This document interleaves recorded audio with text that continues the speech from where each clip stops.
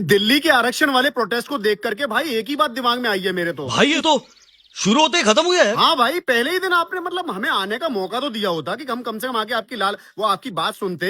तो भाई आपने वो इतना मौका ही नहीं दिया। लेकिन अच्छा किया पुलिस वालों ने, आप अपनी ही बहनों को जो आपको सपोर्ट करने आई हैं आपके प्रोटेस्ट को, उनको पहले ही दिन छेड़ने लगे। तो भाई पुलिस वाले तो आपका बैकग्राउंड लाल करेंगे ही। और हंसी तो इस बात पे है कि भाई ये स्वघोषित शूरवीर एक दिन भी वहाँ की गर्मी बर्दाश्त नहीं कर पाए। भाई सीजेपी वाले 1 महीने से डटे हुए थे वहाँ पर, और तुम्हें पहले दिन गर्मी लग गई, लेटे पड़े हो, तुम्हारा डिहाइड्रेशन हो गया। अब आपको इन स्वघोषित बुद्धिमानों के जरा तो इनकी वेशभूषा बहुत जबरदस्ती है, दिखा रहे थे कि हम कास्टिज्म के कितने खिलाफ हैं। अब जरा इनके नारे और सुन लीजिए। दूध दही अहीर को जमावे चाहे कोई, और मूंछ है ठाकुर की रखावे चाहे कोई, और पैसा है पनिया को दिखावे चाहे कोई, और बुद्धि है ब्राह्मण की चलावे चाहे कोई। मतलब इनके हिसाब से बाकी सारी जातियां हैं वो तो दुनिया में कुछ करने आई ही नहीं है। पुलिस ने जब लाठी चार्ज किया तो इनका क्या कहना था वो भी सुनिए। दिल्ली पुलिस ने भी ठाकुरों पे ब्राह्मणों पे लाठियां चार्ज उनके गले दबा करके उनको घसीटते हुए लेके गई।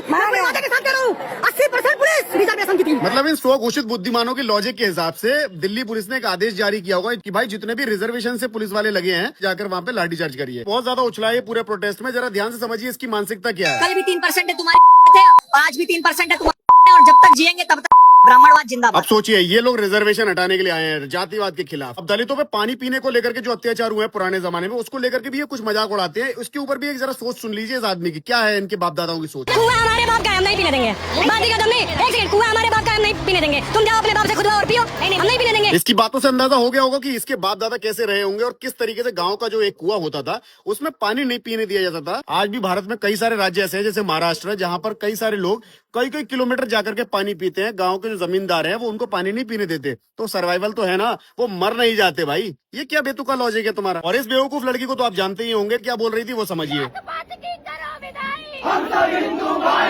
और इससे पहले इसकी सोच क्या थी वो जरा सुन लीजिए। मैं बिल्कुल नीले फटके वालों को हिंदू समाज से अलग समझती हूँ।